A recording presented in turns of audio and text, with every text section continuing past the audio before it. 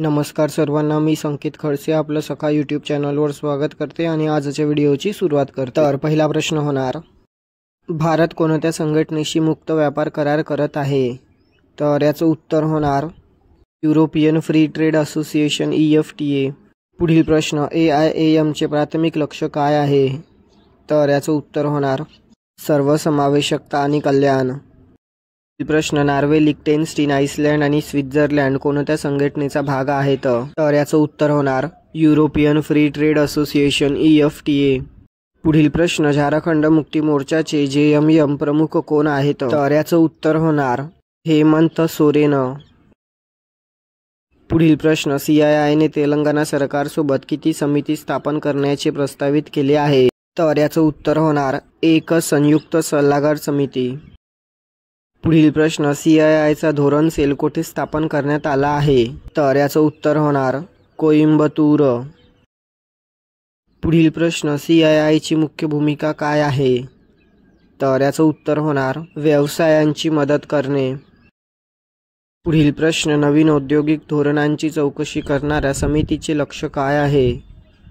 तर याचं उत्तर होणार औद्योगिक अडथळे दूर करणे। पुढील प्रश्न, हेमंत सोरेन यांच्या शपथविधीची तारीख कधी होती? तर याचं उत्तर होणार 28 नोव्हेंबर 2024। पुढील प्रश्न, वेव्हज ॲपमध्ये कोणत्या प्रकारची सामग्री समाविष्ट नाही? तर याचं उत्तर होणार सोशल मीडिया संवाद। पुढील प्रश्न, आंतरराष्ट्रीय नाणेनिधी IMF ने श्रीलंकेच्या कोणत्या रकमेचा तिसरा आढावा अधिकृत केला आहे? तर याचं उत्तर होणार $2.9 अब्ज। पुढील प्रश्न, Asian India trade in goods agreement AITGA संयुक्त समितीने कोणता करार पुनरावलोकन केला? तर याचं उत्तर होणार टॅरिफ करार। पुढील प्रश्न, PMIS योजना 2 डिसेंबर 2024 रोजी कोणत्या उद्देशाने सुरू होणार होती? तर याचं उत्तर होणार तरुणांची करिअर संधी वाढवणे। पुढील प्रश्न, पायलट टप्पा कधी सुरू झाला? तर याचं उत्तर होणार 3 ऑक्टोबर 2024। पुढील प्रश्न, भारत सरकारने कोणत्या मार्केटसाठी नवीन सायबर सुरक्षा नियम लागू केला आहेत? तर याचं उत्तर होणार दूरसंचार सेवा।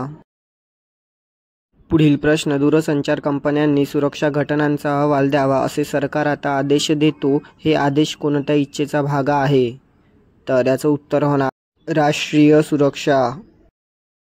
पुढील प्रश्न, श्रीलंका एकूण मिळवलेल्या निधीचा किती हिस्सा आधीच दिला गेला आहे?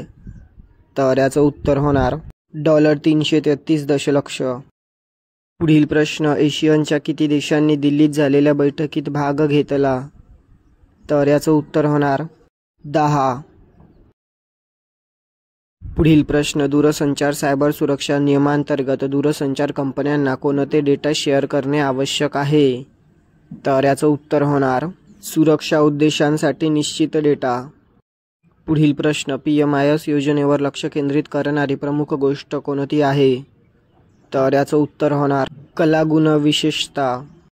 तर भेटूया पुढील व्हिडिओमध्ये। धन्यवाद।